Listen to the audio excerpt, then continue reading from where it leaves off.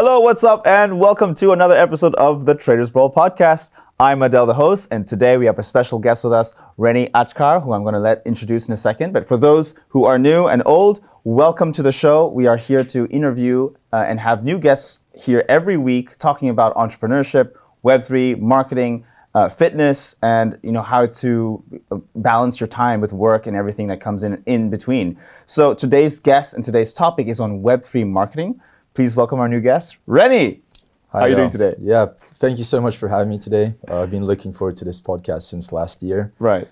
Super excited to dive into Web3 personal stuff and have a great, meaningful conversation. Yes, no, it's my pleasure. And I want to read out your bio so the audience can know more about you. Absolutely. So for those who are new and for those who may not know Reni is a Web3 marketing strategist, founder, and storyteller who thrives at the intersection of innovation and creativity. As the founder of The Social Laboratory, he's helped scale disruptive projects across the Web3 industry by crafting bold campaigns that spark engagement and drive results. I've seen your LinkedIn posts. Known for blending guerrilla tactics with data-driven strategies, Reni's approach is anything but conventional. Wonderful. I want to know how you began your journey in the Web3 marketing space. Yeah, so going back to, I think it was 2019 at this point, I was still at university in London and met these two incredible guys who were building a company called WhaleMap at the time, Andy and Artyom. They showed me something that I've never heard of or knew, which was on-chain data analytics at the time. As somebody who studied marketing, worked in traditional marketing, I've obviously used metrics in off-chain such as likes, engagement, all of the very generic stuff. What they showed me was data, taken from on-chain and where retail users, retail investors use their data to make more, I want to say, sensible investment decisions related to Bitcoin trading, Ethereum, a few other tokens, and they needed help on the marketing side, so joined them as their CMO. And then from there, it's history. Worked with different projects. Obviously, scaled my own agency, scaled my own business.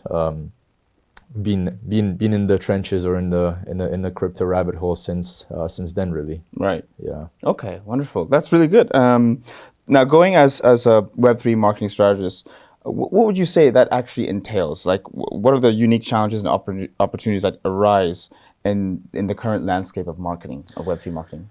Yeah, I think honestly, Web3 marketing and traditional marketing, there are some key differences. However, it's not complete opposites.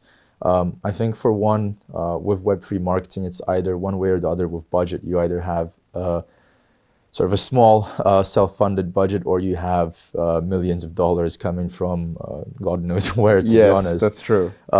Either way, I think really the main difference though is the community aspect. You look at any traditional company, the community element is not present, or if it is, it's on a minimal level. Whereas in this industry, in Web3, regardless if it's a super heavy technical project or something as simple as an NFT collection or a meme coin, they always have the community backing them and a community element which makes them successful.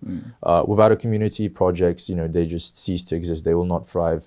And like I said, whether it's a token, NFT, or a software, there needs to be backers behind it. And I'm not talking from the investment standpoint, but specifically from a community element. Because take WhaleMap, for example, we didn't raise funding for about, I think, a year and a half of operating with an MVP. And we scaled the community to over 100,000 on Twitter, 75K active users of our platform, and they were paying users.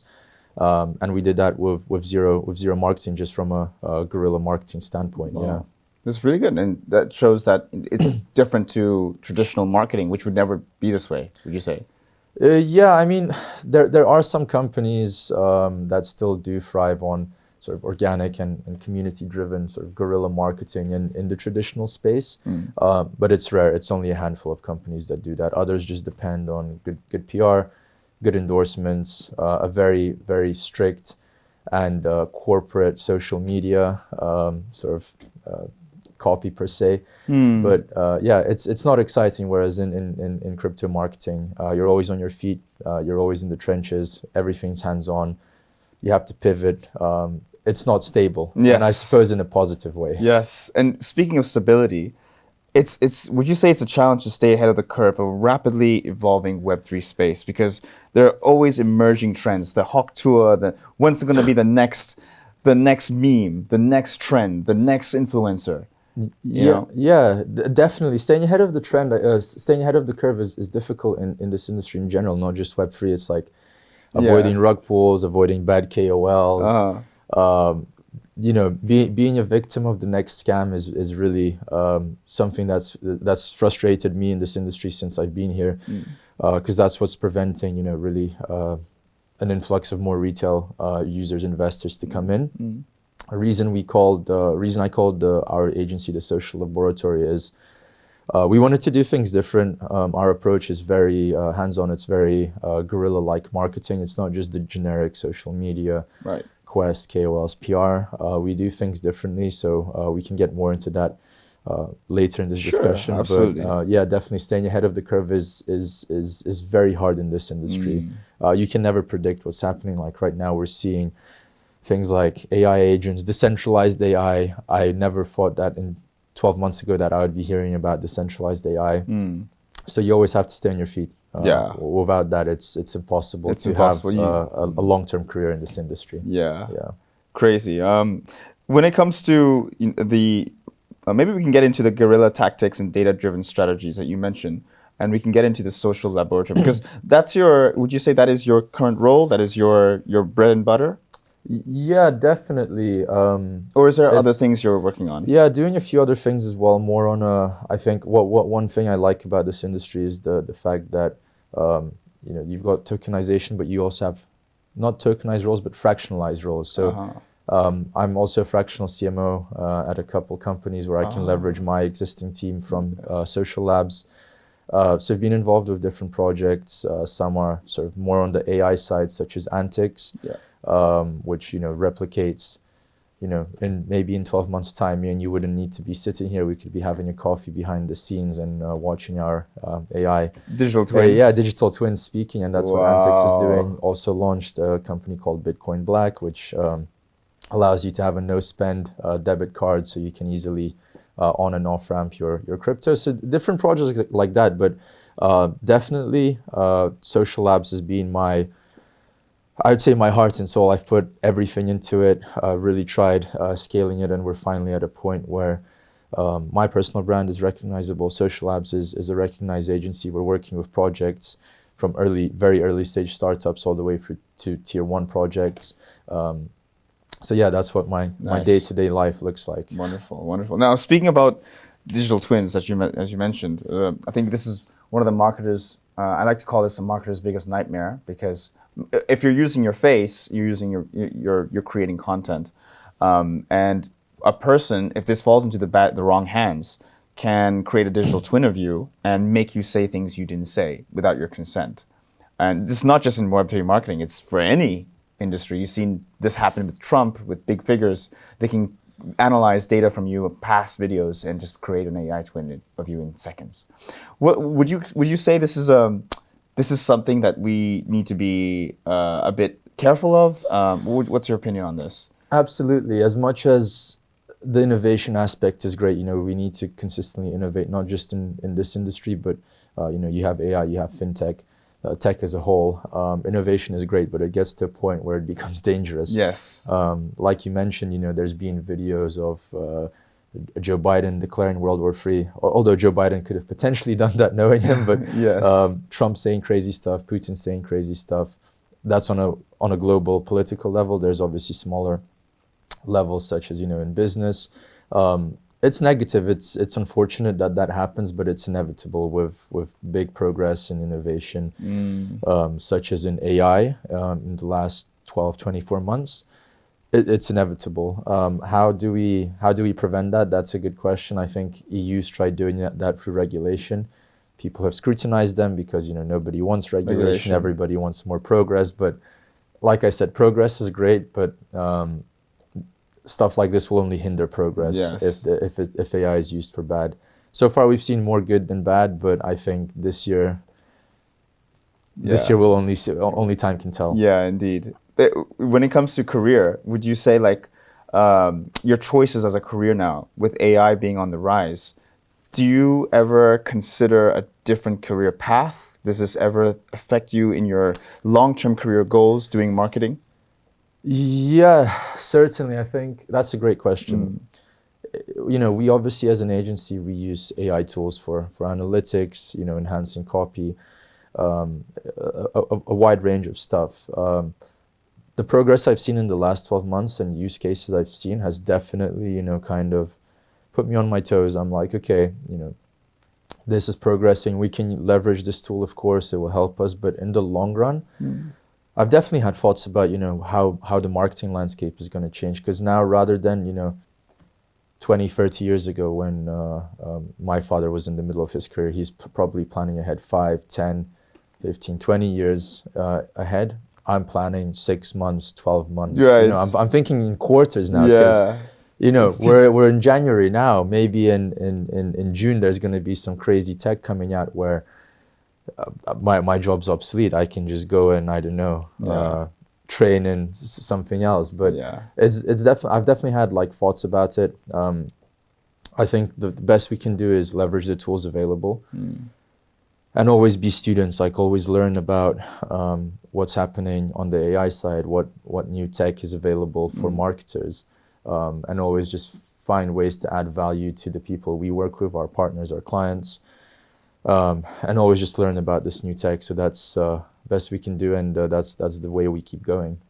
I liked one of your posts that you posted on LinkedIn. I thought it was quite a, I would say, unconventional, maybe slightly unconventional post. You talked about rug pulls, and we talked about. I mentioned earlier. You know, people like, you know, celebrity endorsements who launch a coin and then end up rug pulling.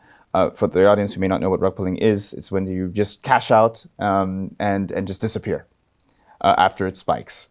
The Huak Tuah girl launching her token, and then the other people you called out in your post, where is it? I'm just going to find it. So they build high, promise the moon, dump on retail, and the moment the token dumps. And we've seen this with Andrew Tate, Lil Pump, Jason Derulo.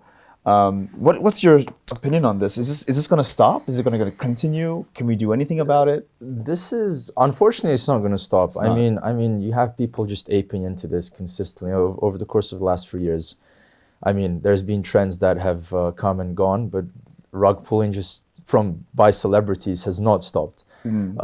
Super frustrating. Not much we can do because, you know, you have all these degens who, you know, hope for the best. They ape into this with like life savings, selling houses, cars, etc. And then they complain. But as much as I do feel bad for them, this will not stop until that side of the retail market, which is a huge portion of the retail market, stop aping into this. Most recently, what's her name? Haley, the Huak Tuah girl. Huak Tuah girl.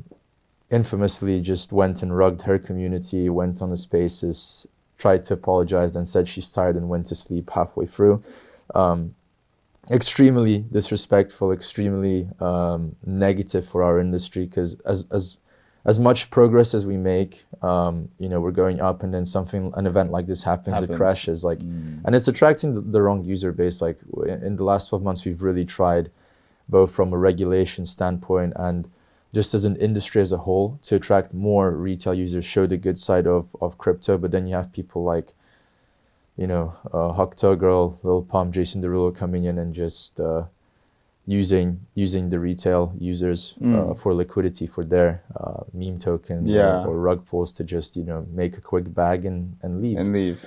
And I don't see this stopping, unfortunately. No. Not unless the bigger, like the illegal services, government entities come in and start punishing them, and other celebrities see this and say, okay, no more rugging. It's not going to stop. Yeah. And hopefully, you know, Trump launched his token. Trump launched his token. Crazy. I mean, I never expected that in my US lifetime. president. Yeah, U.S. president. Yeah, not just the president, the U.S. president. Yeah, launching a meme coin. Was it 2 days before his inauguration? Yeah. Crazy times. Hopefully he doesn't rug. You never know. He owns 80%. Yeah, that's true. I did read the white paper, saw the vesting schedule. So We'll see. We'll Although most celebrities don't. And don't adhere I to think he that. made something like 85 or 75 billion, or It million? was, I don't know that number. I know there was, I think, 511 new millionaires made Wow. over the course of 48 hours just from investing at the right time and selling at the right time, of course. Easy money. But yeah, it seems like their whole family tree's starting to launch tokens. Melania's launched one. I hear Barron's launching one, but we'll see. And it's just easy money. When you have the US president in your family, and you have the name Trump, and you have all these backers, then you can just literally make millions without doing much. Politicfy, the niche of crypto, political finance is on the rise again, mainly in the US, but we'll see. It might start spreading globally. It might be a trend. I've spoken to a few of our partners. They believe it's going to be a trend, but it'll be interesting, especially with the mix of crypto, AI. Definitely an industry to watch. Yeah. What's your opinion on Andrew Tate? He's brought on a lot of new users, for sure. I think some of the stuff he says is absolutely wild. Yeah. He knows how to build, like, from a marketing perspective. Because he's a marketer. Yeah, he's great. He does guerrilla marketing on the highest level, for TikTok, for short form video content. I genuinely don't think that half of the stuff he says he believes in himself. But the more outrageous you are on social media, the better. He's a good example of there's no such thing as bad PR. He says he just goes wild and it goes viral. He gets some retail investors into, what's his token, Daddy? That's the one. He's a happy guy. He's doing what he does. Yeah. Interesting. Yeah. Now looking into the future, I want to know what's the future. So we talked about what's the future of marketing, and we talked about some of the challenges in place. But I think the question I have to ask is predictions for the next wave. Maybe this is a hard one, but the next wave of innovation. So we're seeing AI, crypto, decentralized AI. Do you think the next wave is going to involve? Because this goes back to my earlier question about digital twins. If this is going to be an ongoing thing and it's only progressing, then does this put our jobs at risk of being obsolete? If we don't need to be here right now, I don't need to be shooting this podcast. There could be a digital twin of me doing this, and then how do I get paid? Yeah, that's a great question. In terms of trends, I think this year the big focus is on decentralized AI agents. AI agents. You're seeing some really cool tools come out, like no-code AI. Build your own no-code AI agent for X. It's interesting. It's really cool where it's going. There are some major concerns, mainly from the commercial side, especially as real. I'll refer to real world assets. Yes. Ourselves, humans. Yes. We are going to be real world assets. Exactly. Good And point. I think the only thing that comes to mind, especially for me and you being replaced by digital twins, is royalties. Us getting paid. We have to be paid. Yeah, in some form, whether it's a native token or US dollars. Yeah. Only time will tell. Like I said, I've worked with a company called Antex. They've made a lot of progress on that side. I think you actually interviewed Roman? The founder, Roman. It's been interesting working with them, not just from a marketing standpoint, but seeing how they're doing this and some of the previous projects they've worked with. We're already seeing progress. I think in Hollywood, they've already started thinking about first AI movies and how they're going to bring on AI actors. So a duplicate of, I don't know, Keanu Reeves. Yeah, exactly. Any actor can be duplicated, apparently. And the progress made, like I said, it's crazy. But then also the legal considerations, if you do it without consent, can go very bad on you. Yeah. Exactly. If you fight a lawsuit saying I did not consent to this, yeah, I was not there, I didn't sign any consent form. How are you going to prove that as well? Oh my God, that's another one, right? Scary times. It's very fickle times. Yeah. Yeah. Wow. Crazy. As we wrap up, I noticed you built a good following on LinkedIn. About 15K followers, something like that. Yeah, somewhere. What would you say? How did you build this? I've been building it for a few years now. I've been building it since joining WhaleMap in 2019, 2020.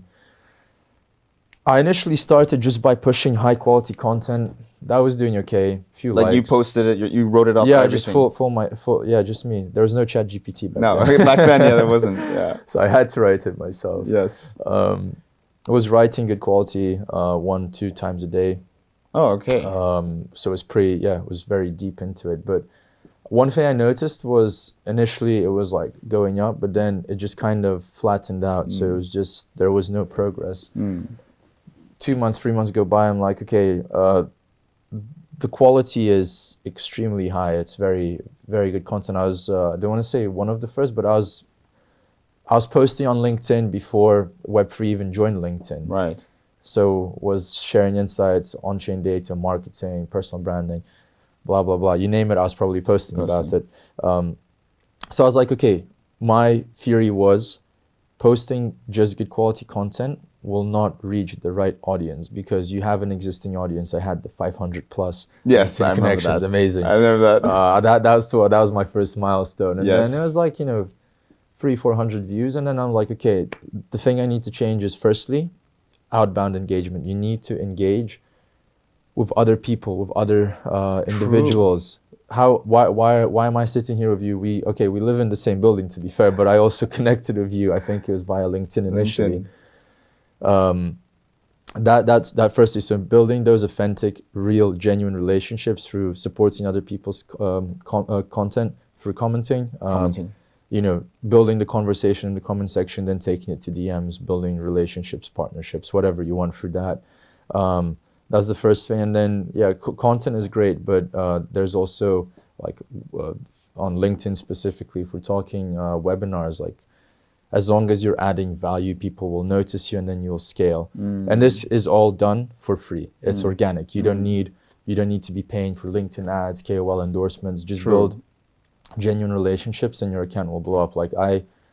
I still use LinkedIn. I unfortunately don't have as much time to post right now, but when I post, the post usually goes viral. And I'm still increasing my followers without actually doing much outbound. Need to get back onto it, but Have you heard of any AI based LinkedIn tools that like bots that, not AI bot followers, but bots that automate your messaging, your outbound? There is a few. Because there's one good one I used. I think it was called Taplio, which wasn't for outbound. It was more so finding other creators who post within your niche. They have high quality content, and it's basically for networking. Yes. Whereas for outbound, LinkedIn Helper I used previously, a few years ago. Oh, nice. LinkedIn Helper. Yeah. Oh, what did that do? Basically, you go on Sales Navigator, put in the yes. people you want to connect with, export that list, give it to LinkedIn Helper, and then it does it for you. automates, yeah. Okay, I should be using that more. It's good for, just like sort of mass outreach, but I still try to go as often as possible, connect with relevant people, actually, research, send them my own message. But if you're looking just to connect with masses, it's super helpful. Super helpful. LinkedIn okay. Helper. Do you still use it? I mean, whenever you do a post? No, not anymore. Okay. No, I haven't used it in a while. And you have to pay to use it? Yeah, it's like a SaaS, subscription, monthly or yearly, Yearly. If you want a discount, Makes sense. Really good. I was going to ask, what would be your advice? I think this is already very valuable advice to aspiring content creators, aspiring LinkedIn. Yeah, for sure. People tend to be on Twitter in the crypto space. Have you noticed? Yeah. Not so much on LinkedIn. Yeah, I mean, Twitter is great. Twitter is a bit like the jungle, though. You never know what to expect there. You go from crypto content, you scroll down, you see, I don't know, like a beheading sometimes somehow. It's crazy. It's crazy. LinkedIn is really good for genuine relationships. Correct. Twitter is good if you're just trying to get a wide reach. Yeah. Simple. And I think the whole Twitter thing, what's a bit of a weakness for me on Twitter is that they don't show their faces. They show a picture of a monkey or a lizard. Just a screenshot of whatever. an NFT, it's an NFT, whatever. And they don't necessarily prove that they own the NFT. No. Although Twitter did have that feature where you can connect your wallet and prove that. True. Nobody uses it because nobody owns the NFTs. Yeah. So, and then the other thing is fake followers. Yeah. Fake bots, you can just buy them. Yeah, X has cut down on that, but it's still I would say it's Instagram and X probably are easiest to get botted followers. LinkedIn, it's any account you go to, nobody has botted followers. It's just not possible on LinkedIn. Yeah, so I like that it's a very professional social media. It's just the only thing is when I go to a crypto event and I try to connect on LinkedIn, they're like, I don't use LinkedIn. It's Telegram or X. Telegram or X. My Telegram, I think I've got like 10,000 unread messages. I know, it's just so messy. Annoying, and don't get me.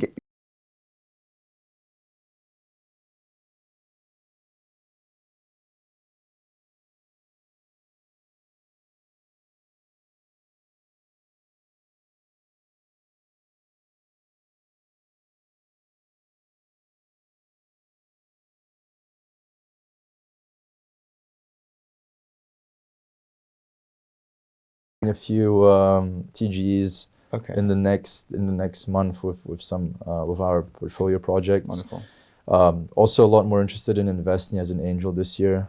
We did cookie free last year. I think one thing I really noticed is the Polish ecosystem in general. Some really cool projects coming out of it. You got cookie free. You have Nomad Fulcrum who are doing their TG as well. Super bullish on that specific region in Europe. I think it's one of the last standing regions where super pro crypto.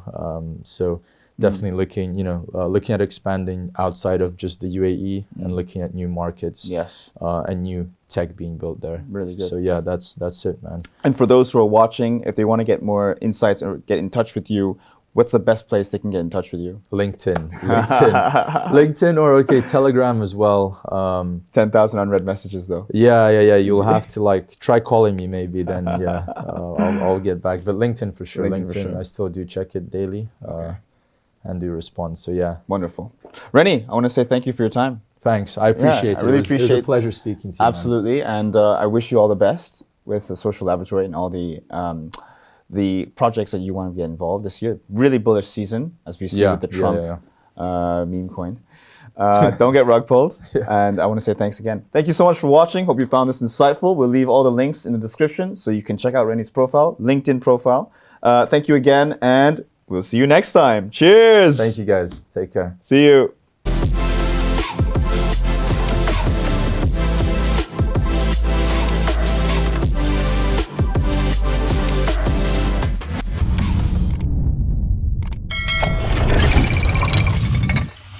Web3.tv